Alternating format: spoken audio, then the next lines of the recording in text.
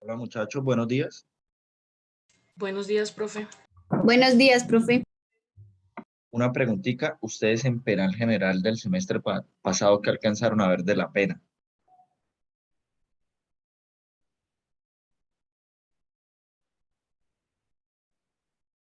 ¿Vieron lo que era el compositio, la ley del talión, la venganza, cómo inició el tema de la pena? No, señor.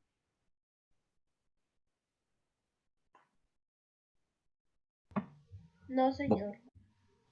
Bueno, vamos a hacer el estudio de la pena y hoy vamos a dejar al final de esto un trabajo, es algo muy sencillo, simplemente la tasación de cuartos. Entonces, pues pongan mucha atención a lo que vamos a dictar hoy. La Real Academia de la Lengua define como pena, trayendo la palabra poena del latín como castigo o tormento, sentimiento de gran tristeza que hace referencia al castigo impuesto conforme a la ley por los jueces o tribunales al responsable de un delito o una falta. La pena se entiende que es la última reacción institucional de carácter judicial ante la comisión de un hecho punible por parte del sujeto imputable. Solo el legislador puede establecer los delitos y las penas que van a aplicar a los ciudadanos, así como el procedimiento aplicable al ejercicio de investigación y juzgamiento. La pena tiene tres definiciones. En sentido general, la pena expresa cualquier dolor o cualquier mal que cause dolor. En sentido especial, la pena designa un mal que implica el sufrimiento de un hecho cometido con dolo o imprudencia. Y en sentido especialísimo, expresa el mal impuesto al reo por la autoridad como consecuencia del delito. ¿Alguien me puede decir qué entienden ustedes por venganza?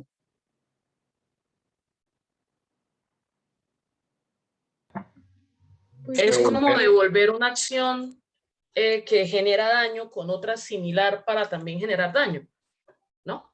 Ok, ¿quién más iba a participar? Sí, lo mismo. Aplicar lo mismo. Si me la hacen, yo la hago. Ok, la venganza fue el primer medio de pena, por así decirlo, que podemos encontrar dentro de la historia.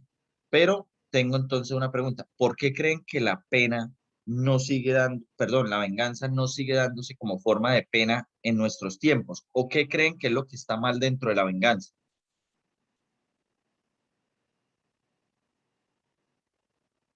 Se hace justicia por propia mano y no se aplica, digamos, con la normatividad que ha instituido el legislador. Pero el tema de que se aplique por propia mano o normatividad, muchas personas dicen que los seres humanos no necesitan leyes y que la utopía de la humanidad será un momento en el que nos rijamos sin leyes, sino por una lógica o basados en que tengamos una utopía de autorreconocimiento como seres humanos. Entonces, no está ahí el problema. El problema radica en que la venganza se volvía desproporcional. Entonces, si iban y mataban a un miembro de una familia, ese miembro de la familia venía y mataba a dos, y ese iba y mataba a tres, y así se volvía y se acababan las familias enteras. Entonces, el problema era que no había una proporción entre un daño y el otro, y no había un cuándo parar. ¿Alguien sabe lo que es la ley del talión? Ojo por ojo y diente por diente. ¿Ok? Luego de eso se instituye entonces el tema de la ley del talión, donde manifestamos, bueno, lo que hace o lo que hace el delincuente es lo mismo que puede sufrir. No nos podemos pasar. Si le quita un ojo a una víctima, pues debemos quitarle un ojo a él, no dos, no tres, no cuatro, porque entonces él también volvería a recobrar lo que nos excedimos. Entonces, la ley del talión se convierte en esa forma de buscar equiparar el daño cometido al daño infligido que se le iba a dar a la persona que en ese momento cometiera la conducta punible. ¿Alguien oyó del compositio?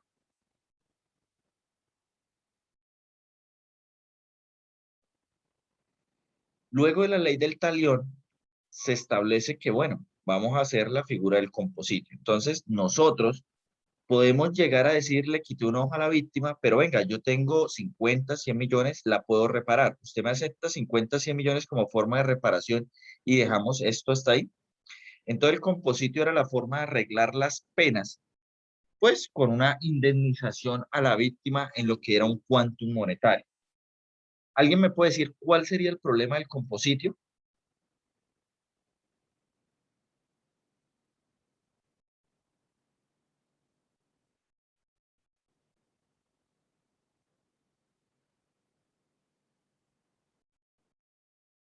Que digamos las personas con dinero pues podrían realizar ciertas acciones y simplemente decir como que bueno, le doy y le pago por el daño que yo le haya hecho y ya, y se queda así y sigue haciendo, ¿no? Sí, si bien hay una realidad y es que todo, pues toda víctima debe ser indemnizada, reparada. El problema es que esto tendría una aplicación desigual porque solo para las personas que tuvieran capacidad económica de pagar podrían llegar a acceder a esta figura. Entonces, eso se convertía en un problema en sí mismo, porque era crear una desigualdad.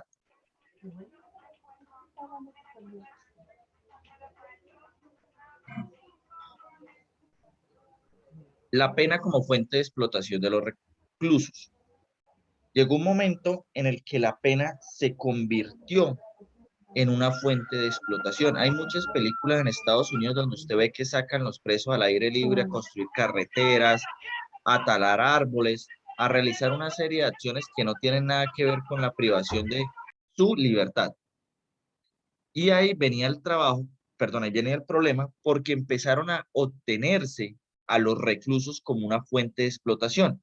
Ya el Estado debía mantenerlos, pero entonces se cogen por parte del director de la prisión y con permiso de este para que realicen trabajos forzados que eran pagados a la prisión o para hacer trabajos que beneficiaban a los miembros que en ese momento estaban dirigiendo la prisión.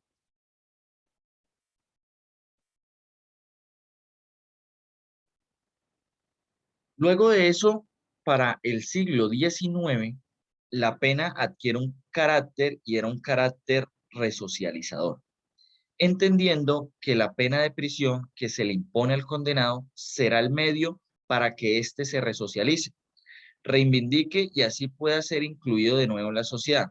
Sin embargo, las múltiples dificultades del sistema penitenciario no permitían que ello ocurriera y se hiciera más difícil adaptar al infractor a la vida en sociedad. Entonces, era muy difícil poder adaptar a una persona o resocializarla cuando la cárcel no tenía las bases sólidas para poder llegar a resocializarlo o volverlo a incluir dentro de la sociedad.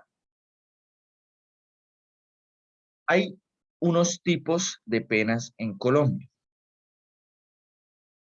Luego de determinar que la conducta es típica, antijurídica y culpable, se debe establecer la pena misma que ya se encuentra positivizada. Cada artículo, como ustedes han visto, pues ya tiene una pena. En el tipo penal, al igual que el quantum que corresponde, de igual forma la imposición de la pena debe obedecer a los principios de necesidad, proporcionalidad y racionalidad. En Colombia existen lo que llamamos unas penas principales. Las penas principales están dentro del mismo artículo. Y el mismo artículo nos dice, tendrá pena de prisión de tanto a tanto y pena de multa de tantos salarios a tantos. Entonces, las penas principales que tenemos en Colombia son la privativa de la libertad y la pena de multa. Las dos que se encuentran dentro de todos los artículos que nosotros podemos leer dentro del código. Aunque algunos tienen unas excepciones porque solo traen penas de prisión o otros solo traen penas de multa. Luego hay unas penas sustitutivas. En el Código Penal se encuentra señalada en el artículo 36 y allí se determina que la regla general frente a la detención es que debe ser intramural. Sin embargo, se puede sustituir por la prisión domiciliaria. En ese caso, por de pronto enfermedad, por tener más de 65 años, por ser padre cabeza de familia, aunque usted le diga, bueno, hay una pena privativa en lugar de establecimiento carcelario, pues podemos dejarlo ir en domiciliaria bajo determinadas condiciones. Y la pregunta sería, ¿cuál es la diferencia para ustedes entre una detención domiciliaria y la prisión domiciliaria? Pues que cuando es detención es cuando no está sentenciado y cuando es prisión es cuando ya se dio la sentencia. Exacto. La detención es cuando le imponen a usted una medida de aseguramiento mientras se lleva la actuación procesal y la prisión domiciliaria ya tiene que ver claramente con la imposición de una pena y pues que usted esté cumpliendo la misma, solo que lo dejan cumplirlo en su lugar de residencia. Hay a su vez dentro de Colombia unos penas accesorias. Por ejemplo, la pérdida del empleo o cargo público. Si usted choca a una persona, así sea un delito de lesiones personales culposas, pues por el mismo tiempo de la pena le van a prohibir utilizar automotores y motocicletas, la expulsión del territorio nacional para extranjeros.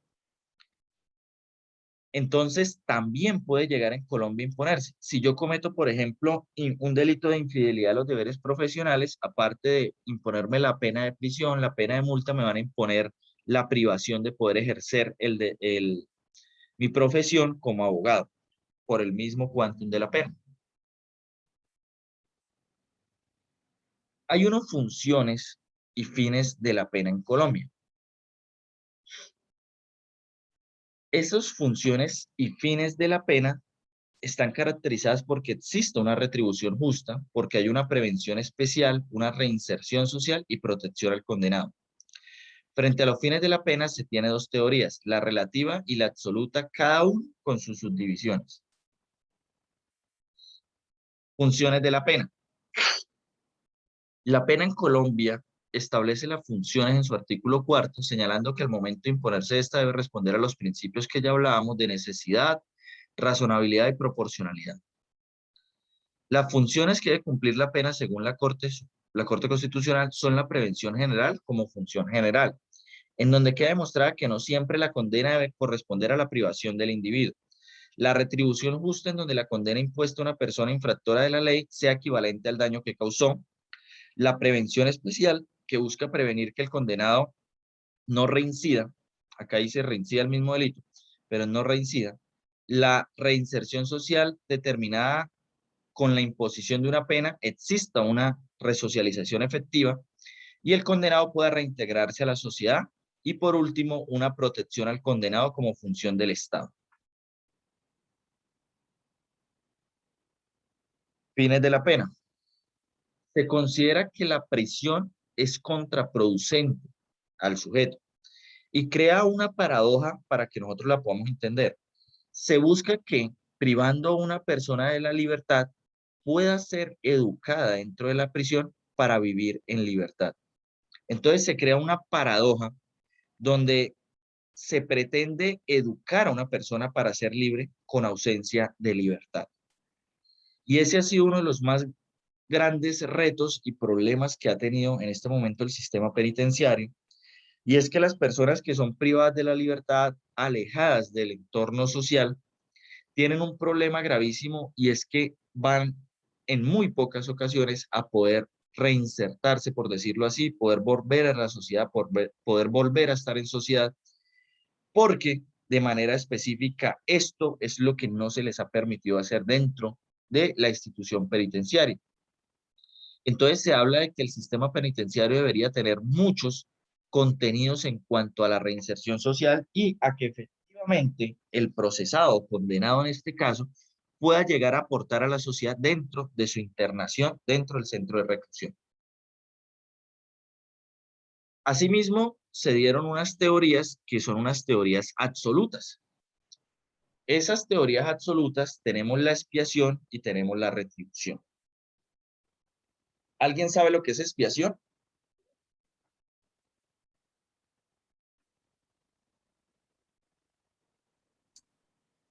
Según lo que está ahí descrito. Sí, o que ustedes, eso es un término muy religioso. Expiar las culpas.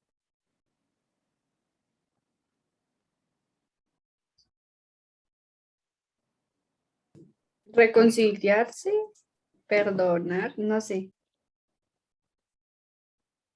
Es por medio de un castigo, por medio de una penitencia, que efectivamente, como se menciona, uno puede llegar a perdonarse, reconciliarse, pero a través de algo. O sea, se expían las culpas a través de una acción. Recuerden el tema, por ejemplo, de cuando los padres o las personas muy allegadas a la iglesia cometían castigos que empezaban a azotarse o a flagelarse. Entonces, esa era una forma de pronto de expiación. Luego viene la teoría de la retribución, que también es una teoría absoluta y considera que, pues parte de eso es que la persona devuelva lo que hizo o que la persona retribuya el daño que en ese momento se realizó. Pero esta retribución no estoy hablando de una reparación, o sea, no les estoy diciendo retribuye el daño que causó, es repare, no. Lo que les estoy hablando con retribución del daño que causó es, venga, usted causó tal daño, ahora retribúyalo de esta forma y tendrá que hacerlo de esta y estas maneras en cuanto a la pena. Luego de eso se crean unas teorías relativas. Prevención general negativa. Esta teoría parte de la idea de que la pena tiene una finalidad intimidatoria, pues busca coaccionar psicológicamente a los potenciales delincuentes. Entonces, la teoría de la prevención general negativa lo que busca es que las personas psicológicamente, al saber que les van a dar una pena, pues no cometan el delito. Pero era lo que yo les decía a ustedes en algún momento, alguien que va a cometer un delito no se pone a mirar cuánta pena hay en el código para irlo a cometer.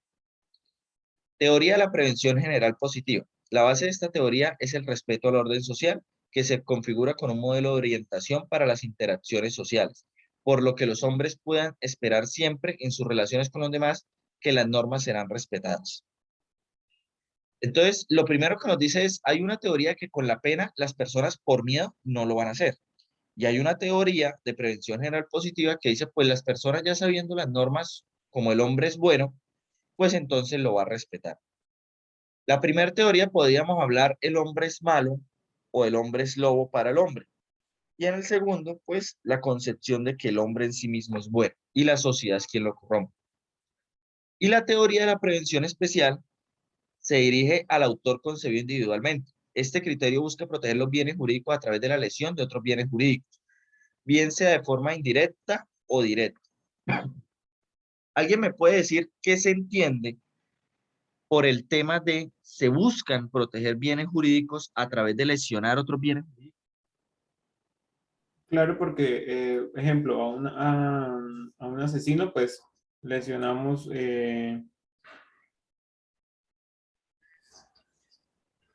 la libertad, protegiendo los intereses de los demás, ¿no? Sí, o sea, vamos a proteger el bien jurídico del patrimonio económico, afectando el bien jurídico de la libertad de la persona que comete la conducta punible. Exacto. Entonces, hay una afectación casi que recíproca de bienes jurídicos. Yo afecto un bien y por lo tanto otro bien mío va a ser afectado. Acá viene un problema grandísimo y es con lo que yo estoy hablando o lo que yo quiero mencionar en cuanto al problema carcelario. Yo no digo que no esté de acuerdo con que las personas sean privadas de la libertad, pero cuando usted va ante un juez de control de garantías y el juez de control de garantías le impone una pena o le imponen a usted una medida de aseguramiento, a usted lo privan de la libertad, pero usted entra a la cárcel y lo privan de la vida digna, lo privan de condiciones de vida o salud, lo privan de muchos otros derechos que usted tiene y se ve privado de estos sin que en algún momento un juez haya decretado esa privación.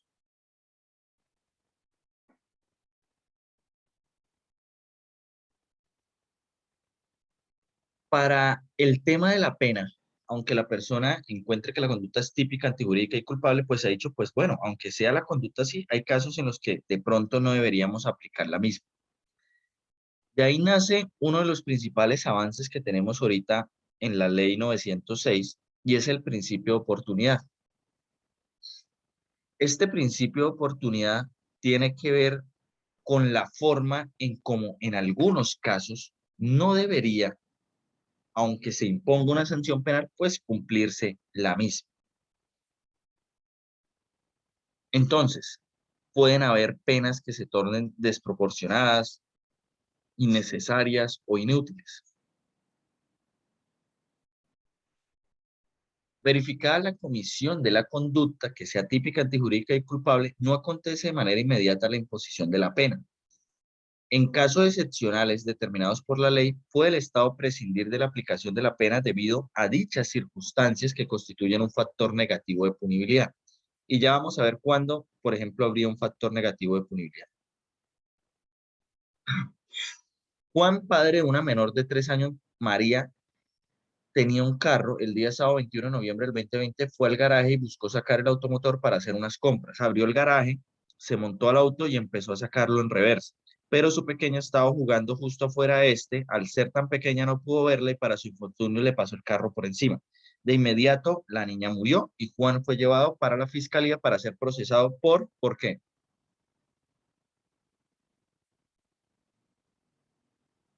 ¿Por homicidio? Homicidio culposo. ¿Ok? ¿Y la condena cuál sería?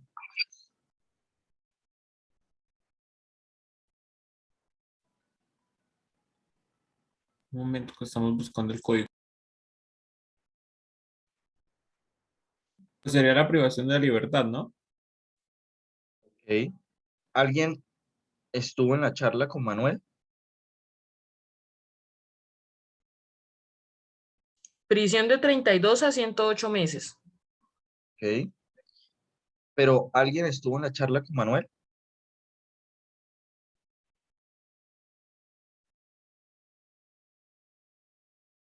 Gabriela, yo que me acuerdo, tú estabas, ¿sí?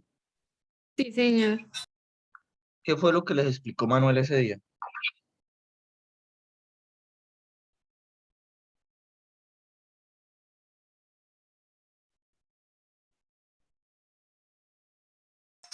Algo de la pena natural, creo. Ay, no me acuerdo, profe. La pena natural. ¿Recuerdan más o menos el caso?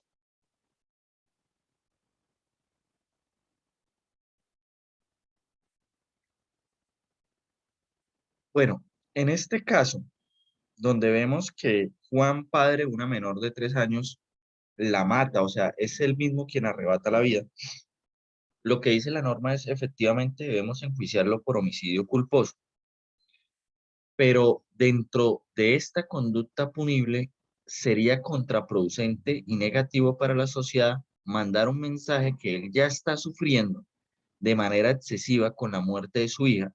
Aparte de eso, tendrá que cargar por toda su vida con el karma de ser el quien le arrebató la vida a su hija, como para que aparte venga el aparato penal, se le monte encima y entonces llegue y le diga que aparte quien ponerle una sanción.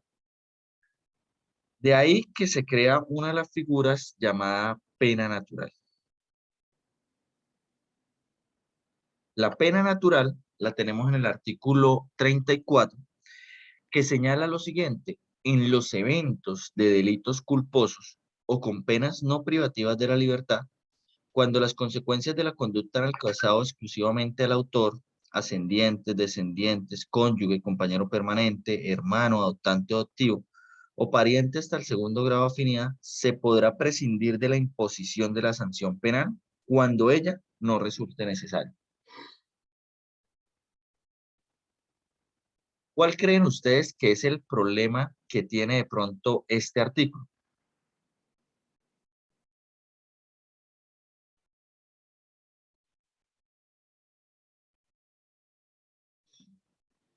Si ustedes ven, acá se dice es que se va a prescindir de la imposición de la sanción penal, pero como tal el proceso se va a llevar y al final la persona va a salir condenada.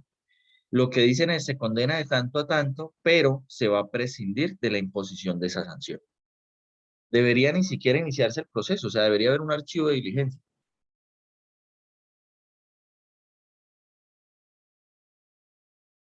La mayoría de delitos culposos, la mayoría no, casi la totalidad, el 99.9% de delitos culposos jamás va a dar pena privativa de la libertad. ¿Esto en qué sentido? En que ahorita les voy a hablar de un beneficio que hay como lo es la suspensión de la ejecución de la pena y pues en la mayoría de casos los delitos que están por debajo con penas de 4 años pues van a ser escarcelables. Por lo tanto, casi que la pena natural no tiene como una función práctica o que digamos, bueno, esto es lo que realmente se puede aplicar con la pena natural. Se llama pena natural al mal que se autoinflige infringe el autor con motivo del delito o que sea impuesto por terceros por la misma razón. Frente a estos casos, no puede ser indiferente el juez que el autor de un robo haya perdido la mano por la explosión del arma o haya sido gravemente herido durante un hecho. Zaffaroni dice esto, el problema es que la teoría de Zaffaroni también dice que podría o habría una posibilidad de aplicarse a delitos dolosos. ¿Por qué? Zaffaroni pone el ejemplo de yo quiero robar, por ejemplo, el alumbrado público, la electricidad, y dentro de ese robo pasa una corriente eléctrica tan fuerte que me hace que pierda las dos manos. Zaffaroni dice, esta persona intentó robarse la corriente eléctrica, no digo que no, pero pues ya tuvo un castigo suficiente, perdió sus dos manos. Por decirlo así, justicia divina. Ya existió una justicia divina, esa pena natural, y aparte de eso nosotros les vamos a imponer una sanción, pues sería como 2 veces por el mismo hecho. El problema es que en Colombia esta persona que pierda sus manos sí sería juzgada penalmente y aparte de perder sus manos, pues tendría una condena en materia penal, porque acá solamente se aplica el tema de la pena natural para delitos culposos. La pena natural surge per se más allá del castigo que el Estado prevea o representa un mal intrínseco, ya que el autor padece a consecuencia de la realización de la acción o omisión.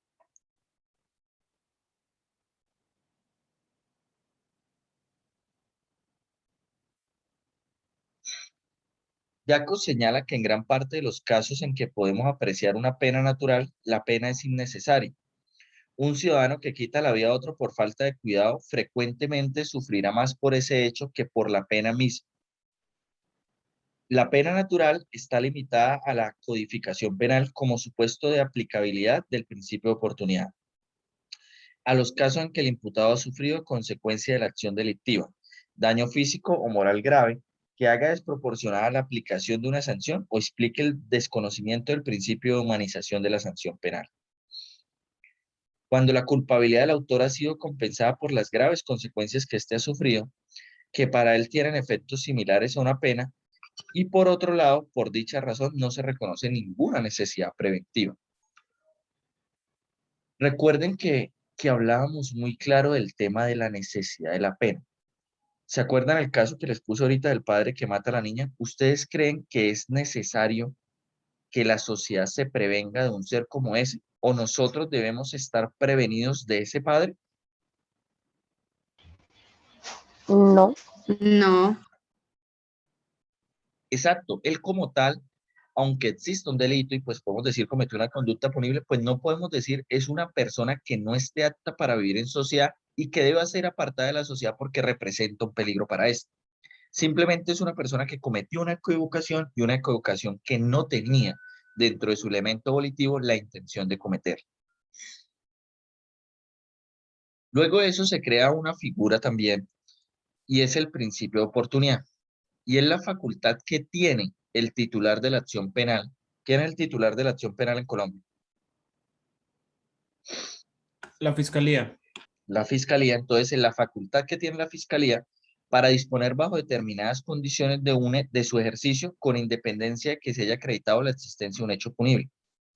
Se define el principio de oportunidad como aquel que trata de establecer reglas claras para prescindir de la acusación penal frente a los casos en los cuales ordinariamente debía acusarse.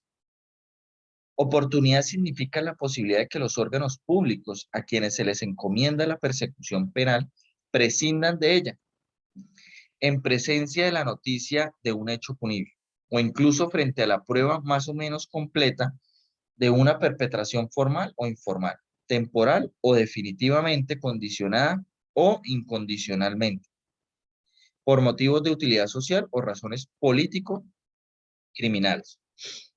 Por ejemplo, ahorita en los casos del marco de la protesta social, lo que pasa es que este país no puede aceptar lo que sucedió, no puede aceptar que era un mal gobierno, pero en los casos de protesta social, a todas las personas que estén involucradas ahí se les debería dar el principio de oportunidad.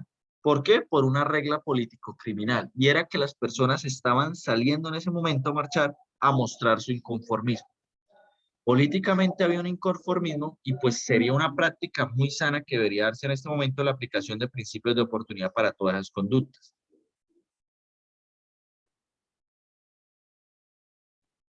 El principio de oportunidad da 3 posibilidades.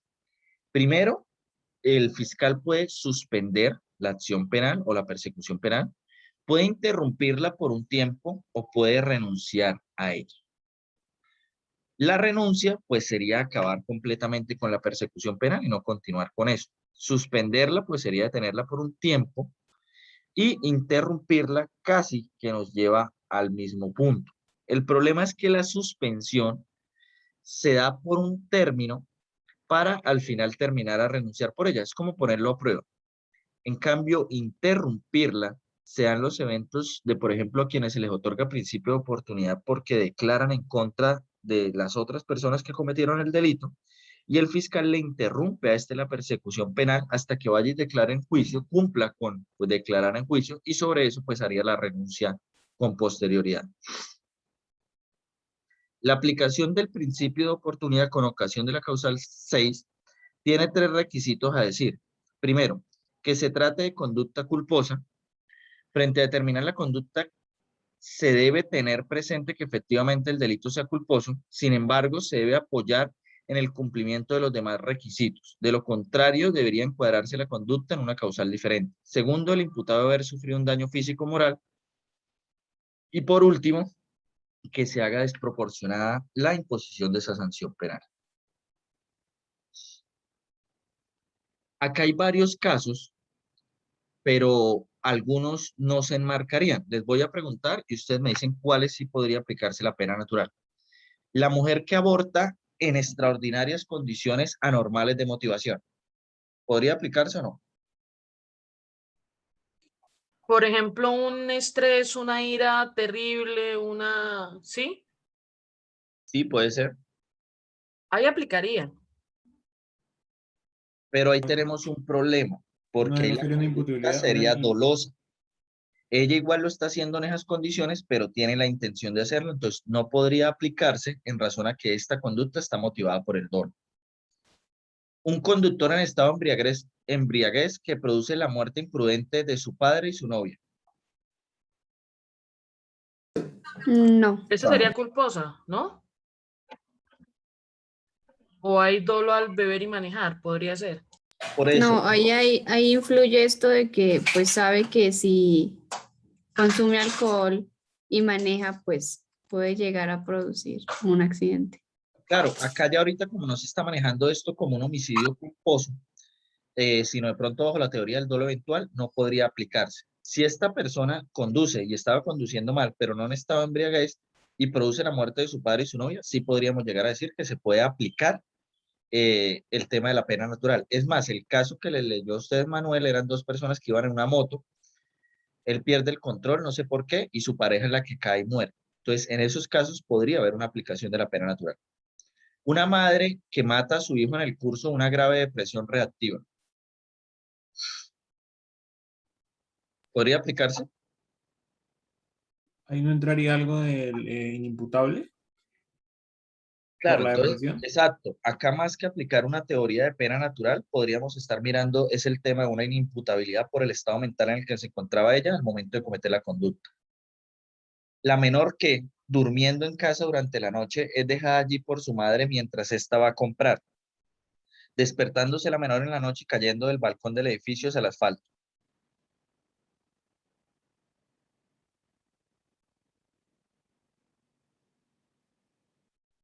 ¿Es así o no?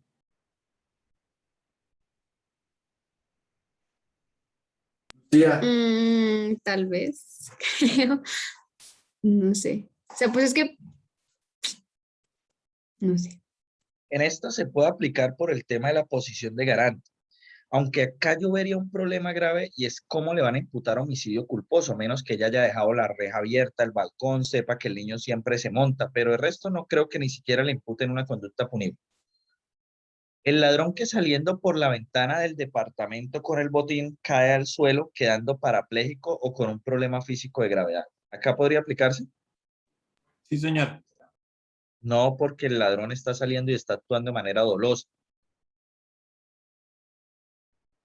Un conductor que por su culpa ocasiona la colisión en donde sufre lesiones graves y fallece la persona que lo acompañaba. En este,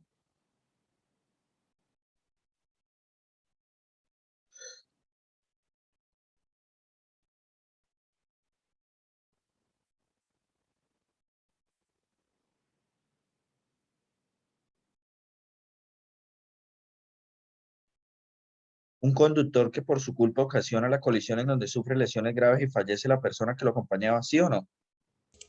Pues es que dice por su No, culpa. No, no porque puede ser culposo. ¿Qué tal se haya dormido, por ejemplo, un microsueño? ¿Y qué pasa? Pues no hay dolo. Por eso, entonces sí puede. Sí, sí, sí puede. Ok. Pero hay una cosa que quiero hacer una acotación y es que no podemos decir que efectivamente acá debería aplicarse la pena natural porque acá dice la persona que lo acompañaba. Y recuerden que la pena natural nos dice lo siguiente. Cuando alcanza al autor, ascendientes, descendientes, cónyuge, compañero permanente, hermano, adoptante adoptivo o pariente hasta el segundo grado de afinidad. Entonces, no sabemos acá si esa persona se encuentra dentro de las clasificaciones que nos dice el artículo. En un primer momento podríamos decir, sí, efectivamente podría aplicar, pero debemos ver si esa persona que se manifiesta acá, que dice lo acompañaba, funge o está dentro de las categorías que nos da el artículo. El sujeto que huyendo en una persecución policial recibe un disparo de la policía que le provoca severas lesiones. No ¿Sí o porque lo no? está haciendo con dolo. ¿Por qué lo Está está haciendo huyendo. con dolo? Está huyendo. Y Sabe que es si malo. yo accidentalmente mato a una persona en una moto con mi carro y me da tanto miedo que salgo corriendo o abandono el lugar de los hechos y la policía me va a perseguir, ¿yo actué con dolo?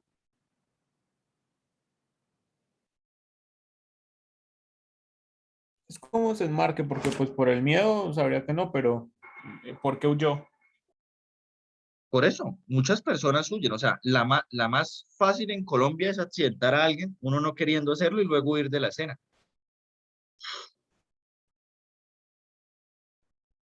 Claro, en un primer momento uno piensa que una persona que huye es culpable, pues obviamente las personas que cometen tipos penales culposos, pues podríamos llegar a decir que tienen ese grado de responsabilidad, pero no podríamos llegar a decir que acá entonces no se puede aplicar porque la conducta es dolosa. ¿Puede usted cometer una conducta culposa y aún así huir? Ahora bien, se debe tener en cuenta que las conductas punibles culposas suelen generar angustia y dolor en el sujeto activo, pues precisamente el resultado nunca es buscado. Tendría sentido que el Estado, bajo su potestad punitiva, llegara a imponer la pena correspondiente a cada una de las conductas descritas en los ejemplos anteriores. De llegarse a imponerse, ¿estaría cumpliendo con los fines y funciones de la pena? Pues no.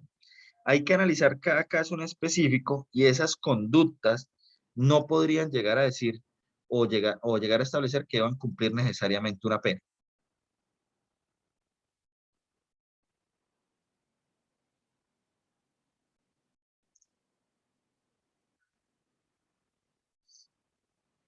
Hay una teoría también que es la siguiente, o unos mecanismos sustitutivos. Ustedes cometen, por ejemplo, el tipo penal de lesiones personales culposas y les dan 32 meses de prisión. Pero ustedes de una vez o de inmediato no se van a una cárcel. ¿Por qué? Porque hay una figura que se llama suspensión de la ejecución de la pena. Cuando la pena sea inferior o no sea de 4 años, cuando el delito no esté excluido en el artículo 68A y que la persona no tenga antecedentes por delitos dolosos dentro de los 5 años anteriores, puede llegar a ocurrir a la suspensión de la ejecución de la pena. ¿Sí? Entonces, mi artículo no está excluido. Aparte de eso, la pena es por debajo de los 4 años y no tengo un antecedente por delito doloso, pues el juez lo que me va a decir es lo condeno a pagar 32 meses de prisión, pero le suspendo la ejecución de la pena. No le voy a ejecutar la pena para que se haya privado, sino le voy a hacer firmar unos compromisos y usted puede seguir en libertad. Otra figura para esa mejoría en cuanto a la pena es la libertad condicional.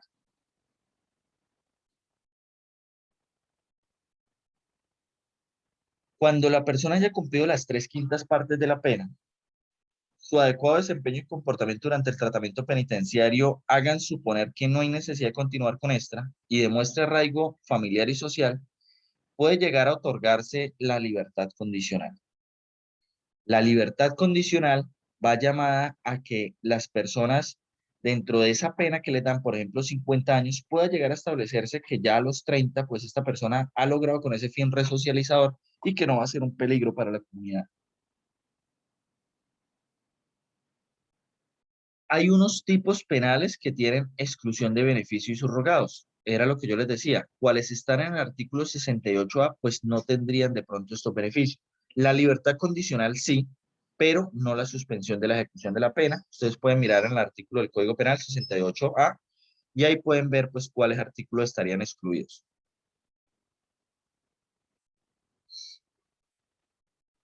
Hay otra figura que sería la prisión domiciliaria, que era lo que hablábamos, diferencia entre prisión y detención domiciliaria.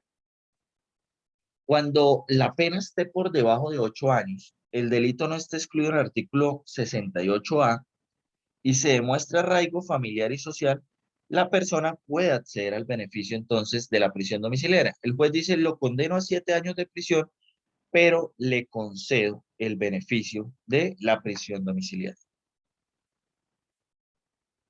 ¿Alguna pregunta o duda hasta ahí? Para que ahora sí pasemos al trabajo que vamos a dejar para la siguiente clase.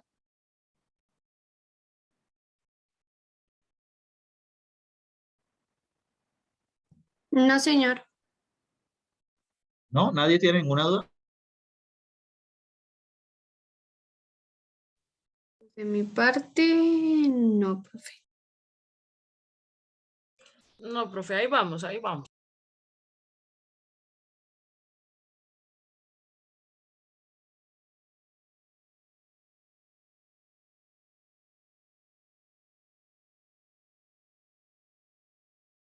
Bueno, vamos a pasar ahora al tema de los cuantos punitivos. Pregunta para la clase. ¿Cómo sé si, por ejemplo, Angie comete un delito de homicidio y Camila comete otro delito de homicidio? ¿Cómo sé cuánto les debo dar? Si 208 o 450 meses, como dice el artículo, porque el artículo tiene dos extremos. ¿Alguien me podría decir cómo piensan ustedes que un juez puede llegar a decir le voy a dar tanto o no le voy a dar tanto? Por las agravantes que pueda tener. No. El agravante lo que hace es mover los extremos punitivos. Cuando hay un agravante, nos iríamos a circunstancias de agravación del homicidio y la pena quedaría de 400 a 600. Pero vuelvo y tengo el mismo problema jurídico. ¿Cómo hace el juez para saber si a una le pone 400 a la otra le pone 600? O sea, habría un tema de desigualdad porque entonces a mí me cae mal Angie y le meto 600 y a mí me cae bien Camila, entonces solo le meto 400. Entonces, el problema consiste en que esos extremos, no es el tema de los agravantes, porque el agravante mueve los extremos, es cómo sé entre esos extremos qué pena le impongo a cada persona.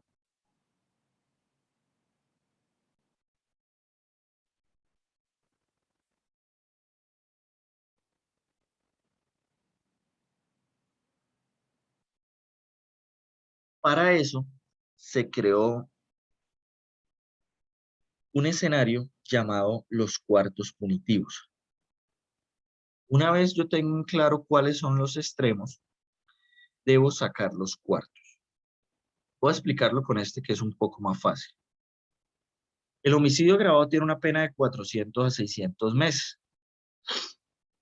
Para uno establecer cuáles son los 4 cuartos, pues lo que debe hacer es 600, que es el máximo que nos dice acá, menos 400, nos queda un total de 200 meses. Esa diferencia, que es el lapso entre 400 y 600, es a lo que divido en 4 para saber cuáles son los cuartos. Entonces, cuando el juez va a imponer una pena de homicidio agravado, saca los cuartos y dice, el primer cuarto es de 400 a 450, el segundo es de 450 a 500, el tercero es de 500 a 550 y el último es de 550 a 600. Para poder saber cuál debo imponer o en qué cuarto moverme, se creó algo que se llama circunstancias de mayor y menor punibilidad. Déjenme las busco acá.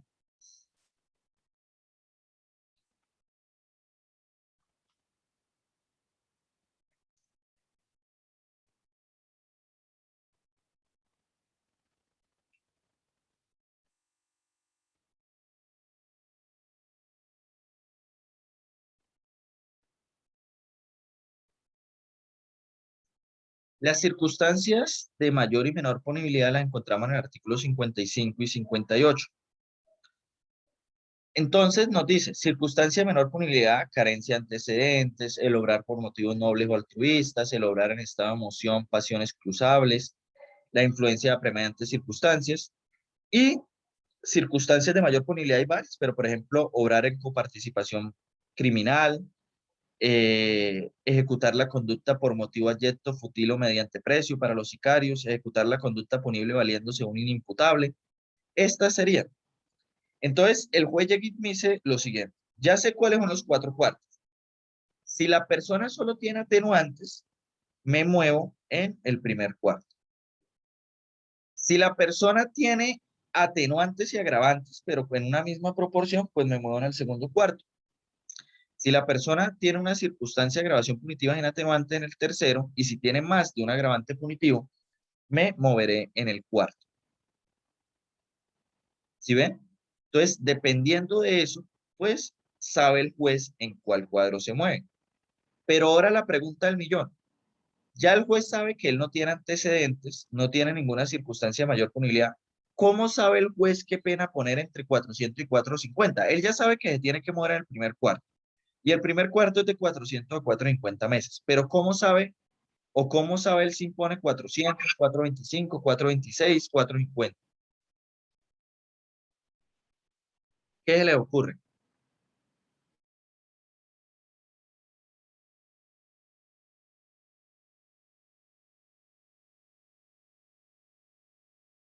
No sé, puede ser dependiendo lo que diga las circunstancias. Ay, no sé. Sí, o sea, dependiendo de las circunstancias, el juez dice, este man me cayó mal, tiene antecedentes, pues le va a meter los 450. El problema es que los jueces podrían estar cayendo en un problema acá de desigualdad, porque esto no tiene una regulación clara. Entonces, lo que ellos optan a hacer es que si está en cualquiera de los cuartos, pues se mueven en el más bajo. A excepción de cuando es un delito muy gravísimo, por ejemplo, el doble feminicidio de las estudiantes de la UIS o el caso de la chilena, pues ahí sí buscan meterles el máximo de los 600. No se mueven en la parte inferior, sino buscan meter el máximo del quantum punitivo por esas conductas tan graves. Pero para quitarse los problemas se mueven entonces siempre casi que en los extremos mínimos.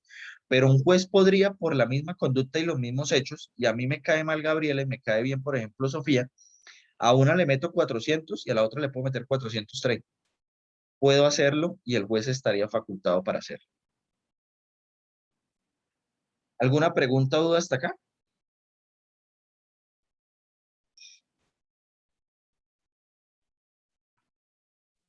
No, señor. Ok. Bueno, sí, profe. Señora. Por ejemplo, en eso último que estábamos diciendo de que por ejemplo, que a mí me dan más meses, bueno, una pena mayor que a otra persona y cometimos el mismo delito, uno no puede, como lo digo yo, como alegar o pelear por eso. O sea, Sí, sabiendo que fue lo mismo sí, y que sí, total. ¿Sabes cuál es el problema? ¿Ustedes recuerdan el caso de Rosalvira Celis? ¿Cuántas personas la violaron a ella? dos, ¿Ok? ¿Y cuál fue de los dos el que más le dio duro, por decirlo así? Y qué pena la palabra.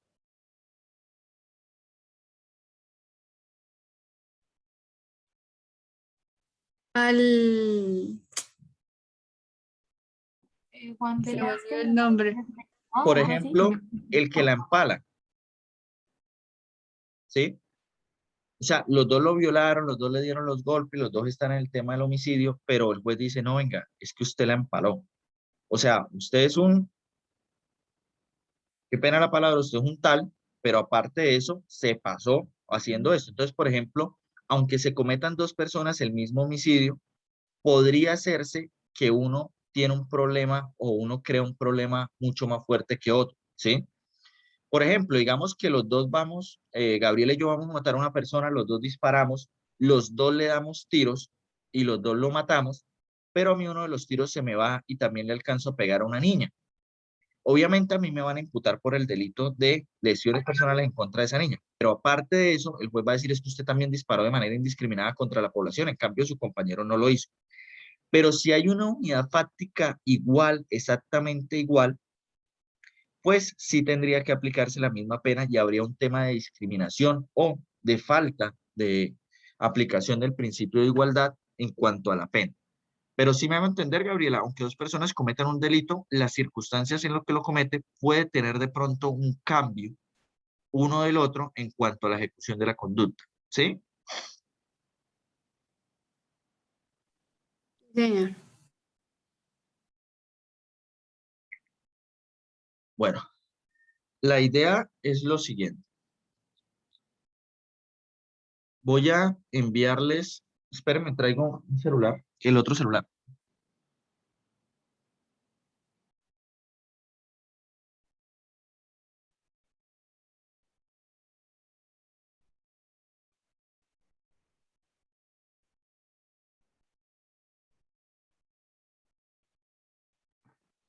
Bueno, antes de eso me faltó explicarles otra cosita para el tema del trabajo. Les dije que estábamos en el artículo 55, circunstancias de menor punibilidad, y en el artículo, en el artículo 58, circunstancias de mayor. Pero hay dos artículos acá intermedios que son el estado de marginalidad y la ira y el intenso dolor. Y para eso lo voy a explicar con el homicidio. Lo que dice acá es que el máximo de la pena en estos dos artículos será rebajado a la mitad y el mínimo será rebajado hasta en una sexta parte. Entonces voy a hacer el ejercicio con el artículo del homicidio agravado.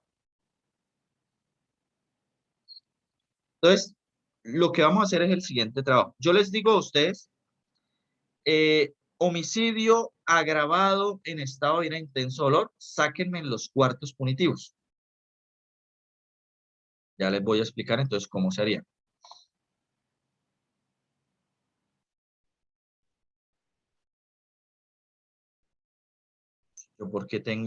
Yo tengo 400 en el, es 480 el homicidio agravado y lo tenía mal ahí, no me había dado cuenta.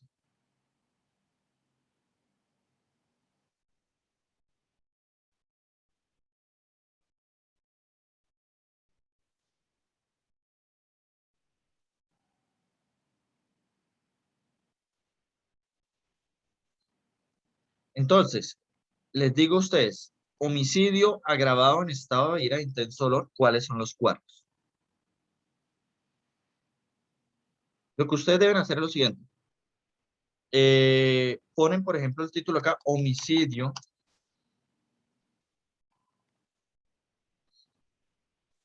agravado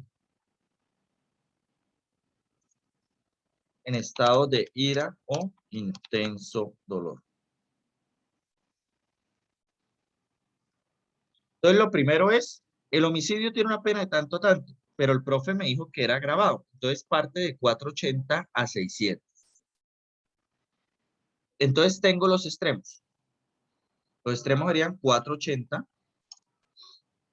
a 600. Bueno, pero el profe me dice que tengo que mirar el estado de ira o intenso dolor, y el estado de ira o intenso dolor me dice que el máximo debo reducirlo a la mitad. Vamos a dar acá el mínimo. La mitad de 600 es 300. Y que el mínimo puede ser hasta una sexta parte. Entonces vamos a ver cuál es la sexta parte de 480.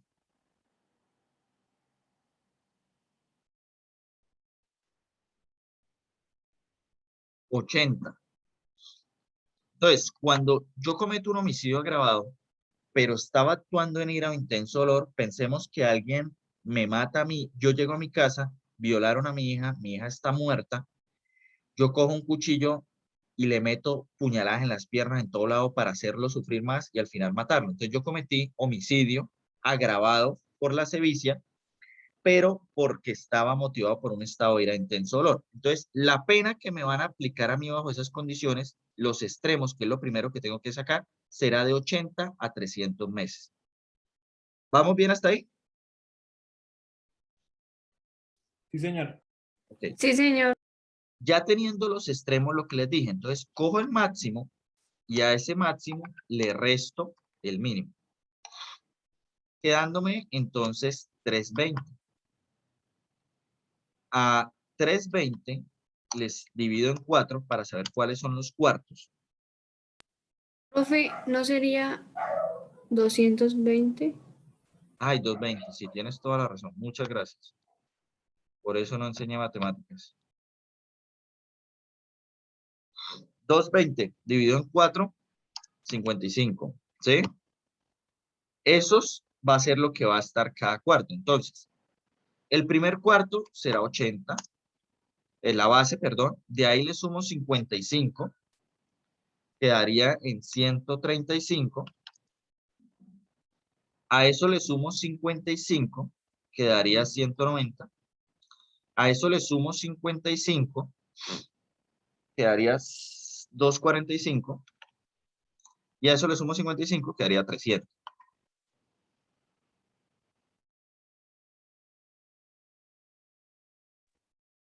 Ahí tengo ya los 4 cuartos.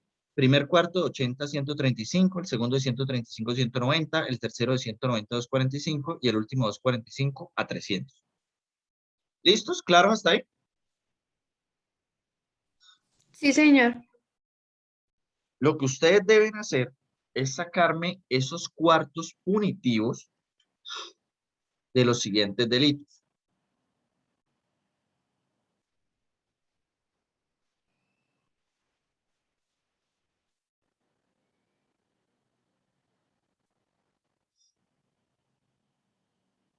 ¿Cómo es que se llama el grupo de nosotros de penal?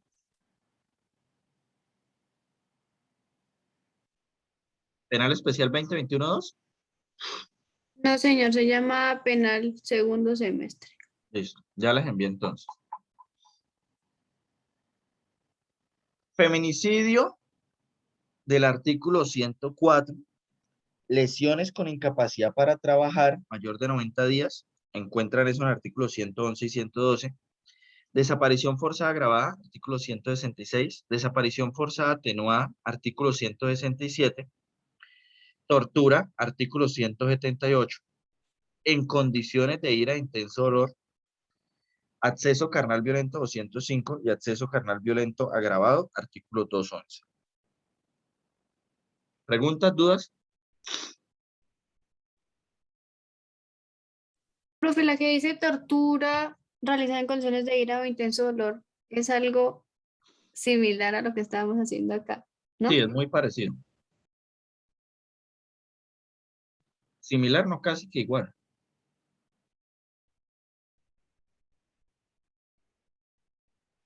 Ahora bien, les quiero poner algo porque algunos artículos vienen así. Ayúdenme a desarrollar este, o sea, hagámoslo en la clase para que ustedes me digan. Si yo les pusiera acoso sexual, ¿cuáles son los extremos del acoso sexual?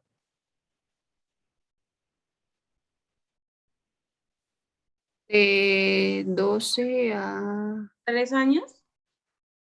De No. 12 a... ¿Cuántos años? ¿Cuántos meses son 3 años? A 36 meses. Ok.